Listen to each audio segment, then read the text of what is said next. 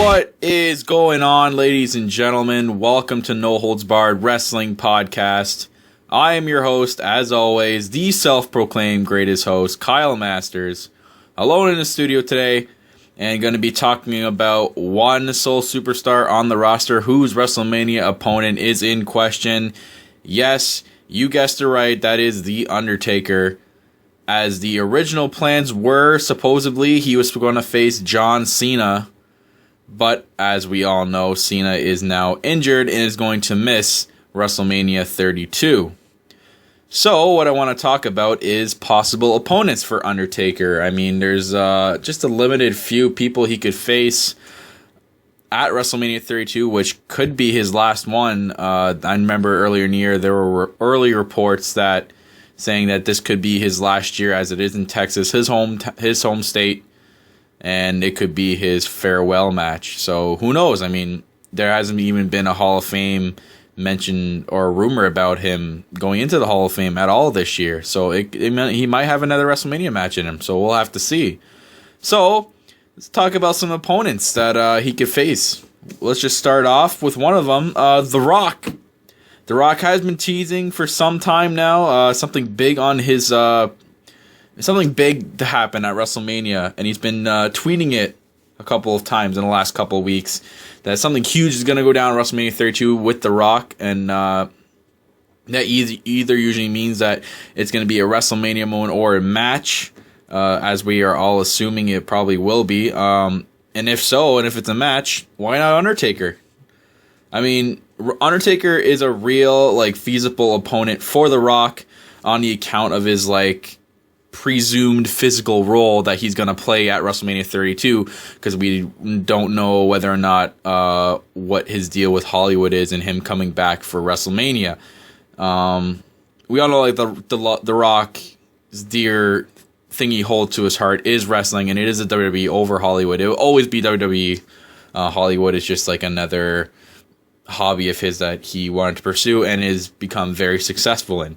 But back to the opponent for The Undertaker, The Rock.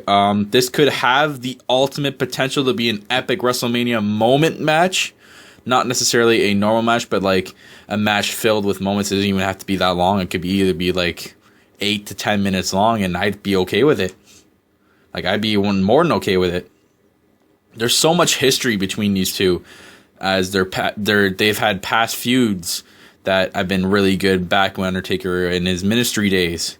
And back when they teamed up together to make the corporate ministry. So lots of history between these two guys. If this is going to be Undertaker's last match, then I think facing The Rock at WrestleMania would be the ultimate, epic, most awesome match ever, and greatest opponent that he could face in his farewell match. He's never faced him at WrestleMania yet, so why not? It would be awesome if the streak was still intact. I mean, he could easily just chisel another one on there and beat The Rock to add to the streak, because the streak's not there. I think this match would still be equally as epic as if the streak was still alive. If WWE decides to go with this feud, I think they would need to start as soon as the Royal Rumble, just because of the nostalgia of both these superstars, and you can't just start this feud after Fastlane. It's too quick, and it's not enough time to build it up. So I think they would need to start at the Royal Rumble, and make something of it, maybe The Rock screwing The Undertaker out of the Royal Rumble, or vice versa, something like that, or have The Rock cut out The Undertaker at the Royal Rumble or something like that. It just needs to be done at the Royal Rumble to make this feud make sense. There's definitely no need for a heel or face, though, at all in this match. Both these guys are just two legends at the end of their prime, and literally you would not need to have a heel or face. Just their nostalgia and their persona and everything about them just puts that way over the top that you literally don't need a heel or a face. They could both go in as a face, and it would still be as epic. So that's one opponent for The Undertaker. And if I had to pick a winner of a match of this magnitude, I would have to pick The Undertaker. Why?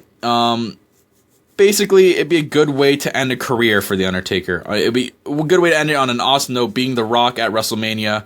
And it'd be a good I think just choosing Undertaker to win this match because there is no streak intact. If the streak was on the line, God, I don't know who I'd pick. I mean, The Rock could have been the last one to beat it, and man, that would have been insane. That would have been more epic than when Brock Lesnar beat Undertaker for the streak, I think.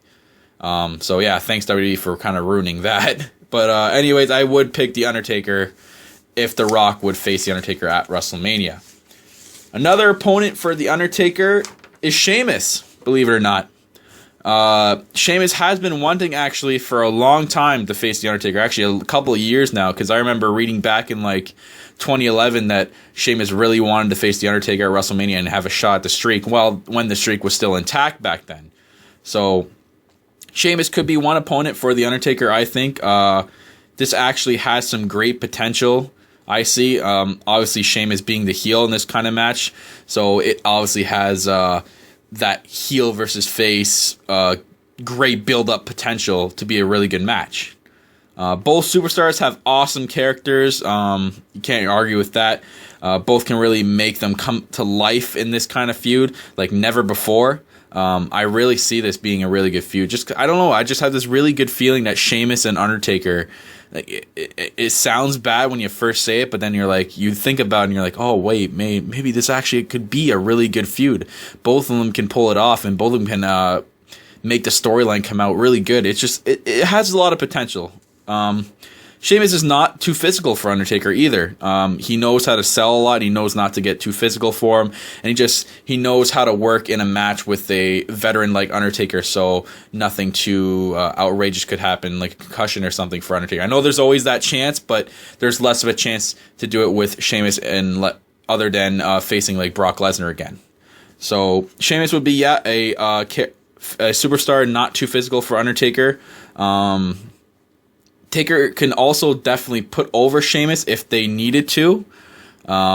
This would actually help for Sheamus' career and build into another top heel in the company. So I think if they chose to go in that direction as well, I would be okay with it, and it'd be good for the Sheamus character. If I had to pick a winner out of these two, though, I would pick The Undertaker. Or I would not be upset if Sheamus ended up winning this. But if Sheamus ends up winning, I don't think it'll be Undertaker's last match. But it would be definitely a boost for Sheamus' career. But if Sheamus did win, it would have to be in epic fashion. I don't think they could do it in just a normal Barry kind of way. They would have to be like an epic ending to the match for Sheamus to win. Like 100 finishers each or something like that. But I think that would be the only way that Sheamus wins, but I would actually pick Undertaker first over Sheamus. I think everyone else would as well. Going into another opponent, there's two options for this. I picked the Wyatt family. I know people are going to be like, wait, didn't he just face Bray Wyatt at WrestleMania 31? Yes, he did, but let me get into it into more detail here. Option A, facing Bray Wyatt again. I say Bray Wyatt again because of the potential of doing this feud way better and way more epic than they did at WrestleMania 31. At WrestleMania 31, I just felt like the feud build up for that match was way too quick, and they just really had to put something together for Undertaker to come back. I don't think it was really well done. I mean, they did have that one promo with Sister Abigail's chair. Yeah, that was cool, but I mean, it felt too rushed to me. So, going back into option A with Bray Wyatt, I think this is what could happen or what they could do. You could have the other members of the Wyatt family, Luke, Braun, and Eric, could turn on Bray Wyatt. Yeah, you heard that right. They could turn on Bray Wyatt. After that, all three of them could either, little subsections here, A or B, all three of them could either A, join forces with The Undertaker. They could build like another ministry like Undertaker had back in the day, so he'd have the new control over the Wyatt family, or he can do some kind of like mind control thing over three members of the Wyatt family, and to just like basically beat the shit out of Bray Wyatt up until WrestleMania. This would definitely put over Bray Wyatt, I think, if they went in that direction, and I really like that. And it would definitely put Bray Wyatt over at WrestleMania if they continued it into the WrestleMania match. And it would definitely be Bray Wyatt winning that match, and this would literally like make him the official fear of the WWE after that match, because then Undertaker could easily just end his career there and let Bray Wyatt take over the reins as the fear of the WWE, and that would be awesome. That would set the career in motion for Bray Wyatt if they did it in that way. A subsection B, what they can do with all three members if they turned on Bray Wyatt, is they can stay as a family, those three together, but literally just beat the shit out of Bray Wyatt every other week or something like that, and make him like weak and vulnerable for Undertaker at WrestleMania, and then Undertaker can just kick the shit out of him at WrestleMania, and then, you know, not retire then, but come back next year and hopefully set up that John Cena versus Undertaker match that they wanted to do this year. So that's one way they can do it with the Y family. Option B is Undertaker could either face one of the members of the Y family, not Bray, either Luke, Braun, or Eric in a singles match. If I had to pick one of the three, though, I don't think Eric or Braun could put up a good match against Undertaker. They're just, one, Braun's too big. We don't want to see that kind of match again like Khali used to face Undertaker. That was just horseshit and terrible. I don't think anyone liked that feud. Eric Rowan's just not good enough to face Undertaker yet. I think it would be Luke Harper. He's the best out of the three. I would really like to see Luke Harper, in my opinion. He has the most potential out of all three of them.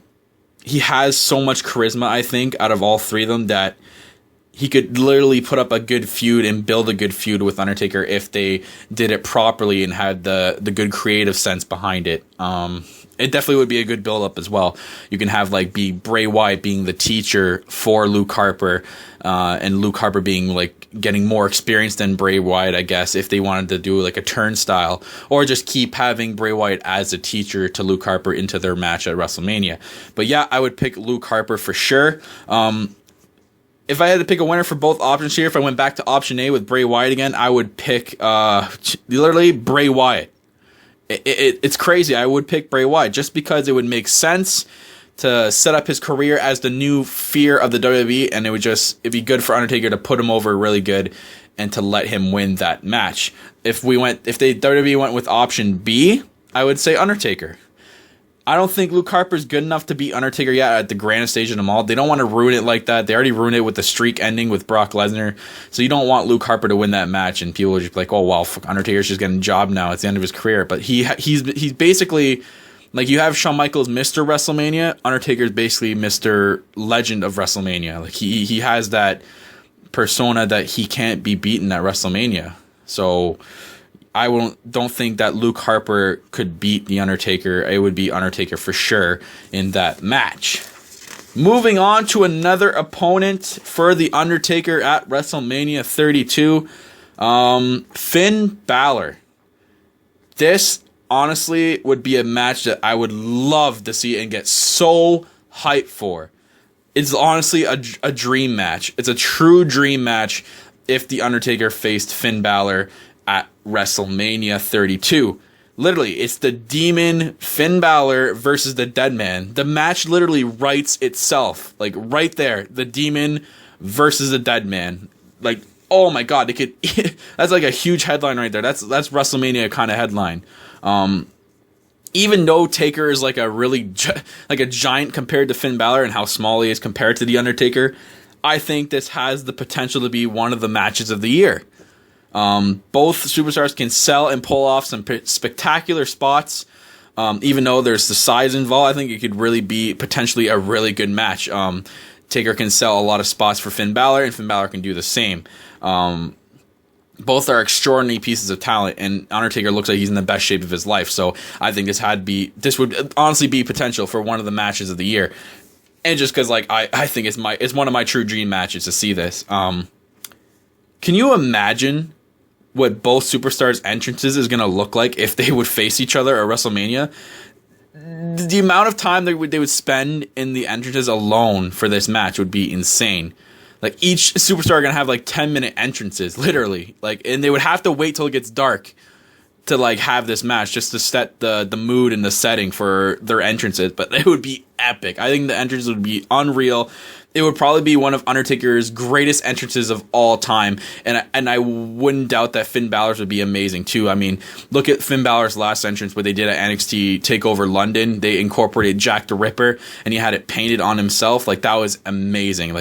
If Finn Balor's entrances is just as good as The Undertaker's, literally.